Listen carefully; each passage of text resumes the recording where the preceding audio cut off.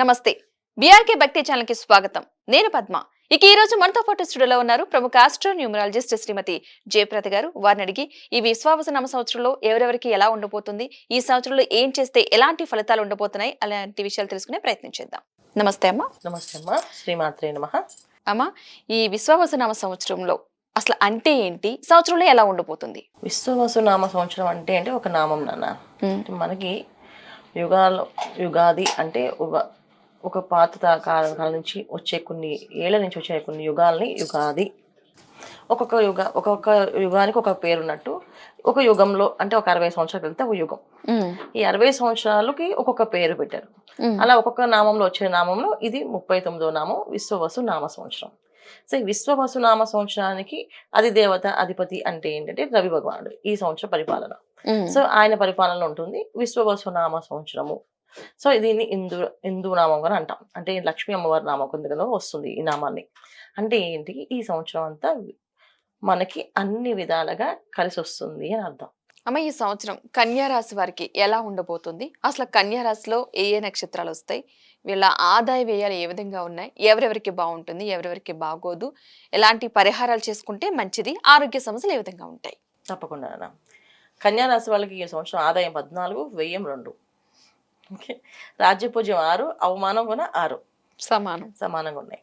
అయితే వీళ్ళ నక్షత్రాలు వచ్చేసరికి ఉత్తర 2, 3, 4 పాదాలు, హస్త 1, 2, 3, 4 పాదాలు, చిత్త 1, 2 పాదాలు కన్యారాశిలో ఉంటాయి. రాహు కేతులు ఇద్దరు కూడా లోహమూర్తులుగా సామాన్య ఫలితాలు అందిస్తున్నారు. అంటే ఈ సంవత్సరం వీళ్ళకి 4 గ్రహాలు కూడా అంత అనుకూలంగా లేవు. ఏ పనైనా అనుకూలంగా గ్రహాలు ఉన్నప్పుడు మనకి ఏ పనైనా అనుకూలంగా అవుతుంది.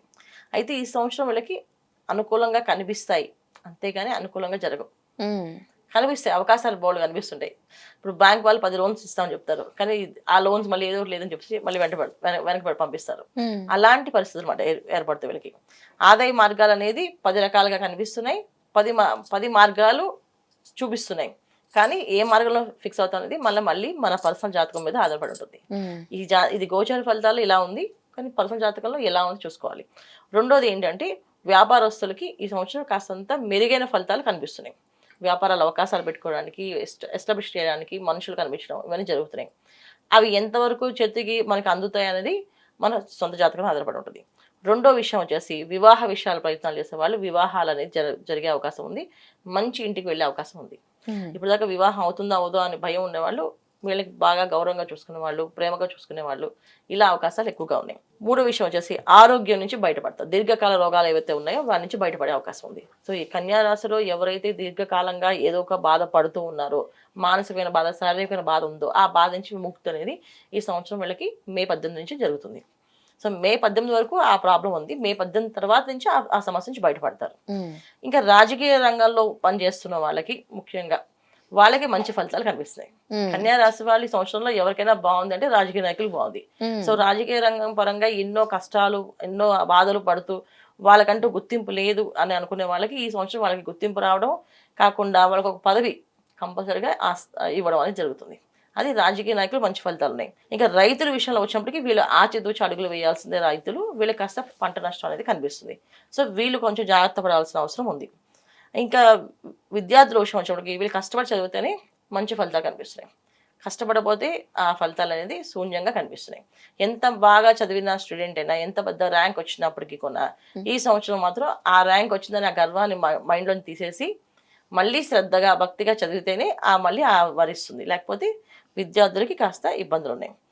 ఇంకా ఉద్యోగస్తుల విషయంలోకి వచ్చినప్పుడు కొత్త మార్పులు, కొత్త అవకాశాలు కనిపిస్తున్నాయి. విదేశాల్లో ఉండే వాళ్ళకి మంచి మార్గాలు కనిపిస్తున్నాయి. సో ఇక్కడి నుంచి విదేశాలకు వెళ్ళిన వాళ్ళకి అనుకూలంగా ఉంటుంది, విదేశాల్లో ఉన్న వాళ్ళకి అనుకూలంగా ఉంది. ఇక్కడ ఉద్యోగాలు ఎవరైతే చేస్తున్నారో వాళ్ళకి బాసులు మారడమో లేకపోతే వీళ్ళు ఉద్యోగాలు మారడమో, సో మంచి ఫలితాలు ఉద్యోగస్తులు కాస్త మంచి ఫలితాలు చెప్పచ్చు, మంచి ఫలితాలే కనిపిస్తున్నాయి. ఇంకా విషయాల్లోకి వచ్చినప్పటికీ వీళ్ళు ముఖ్యంగా తీసుకోవాల్సిన పరిహారాలు ఏంటంటే ప్రతి శుక్రవారం క్రమం తప్పకుండా అమ్మవారి గుడికి వెళ్ళాము, మహాలక్ష్మి అమ్మవారి గుడికి వెళ్ళాము. అమ్మవారికి జాజి పూలతో అర్చన చేయించడం. సో జాజి పూలు, మల్లెపూలు అలాంటి మాలలు ఇచ్చి అమ్మవారికి అర్చన చేయించుకోవడం. సో అక్కడ 21 ప్రదక్షిణాలు చేయడము, వీలైనంత వరకు జపం చేయడం, శ్రీ మహాలక్ష్మి నమః అన్న మంత్రాన్ని ఎక్కువగా జపం చేయడం, లక్ష్మీ అష్టోత్తరాన్ని చదవడం, ప్రతిరోజు నిత్యము పొద్దున్న సాయంకాలం, పొద్దున్న 6 గంటలకి, సాయంత్రం 6 గంటలకి కుదిరితే చక్కగా ఇంట్లో లక్ష్మీ అష్టోత్తరం చేయడం, ప్రతి శుక్రవారం అమ్మవారికి క్షీరాన్నాన్ని నైవేద్యం పెట్టడం, ఇది చేసుకుంటూ ఉంటే ఇంకా మంచి శుభ ఫలితాలు కనిపిస్తున్నాయి. అలా చేయలేని వాళ్ళు ప్రతి శుక్రవారం అమ్మవారి గుడికి వెళ్ళి అక్కడ ప్రసాదానికి టికెట్ కట్టి ప్రసాదం చేపించి అమ్మవారి నైవేద్యం పెట్టించడం, ప్రతి శుక్రవారం క్రమం తప్పకుండా చేయాలి. ఇది ఈ సంవత్సరం అంతా శుక్రవారాలు వీళ్ళు ఎంత నిష్టగా చేస్తారో ఆ వారం అంతా అన్ని యోగాలు ఆనందంగా ఉంటాయి. లేకపోతే వెళ్తూ వెళ్తూ వాహన ఇబ్బంది, అంటే టైర్ పంచర్ అవ్వడమో, లేకపోతే అక్కడ పని ఆగిపోవడమో, మళ్ళీ వెనక్కి రావడమో, ఏదో మర్చిపోవడం వెనక్కి రావడమో జరుగుతుంటుంది.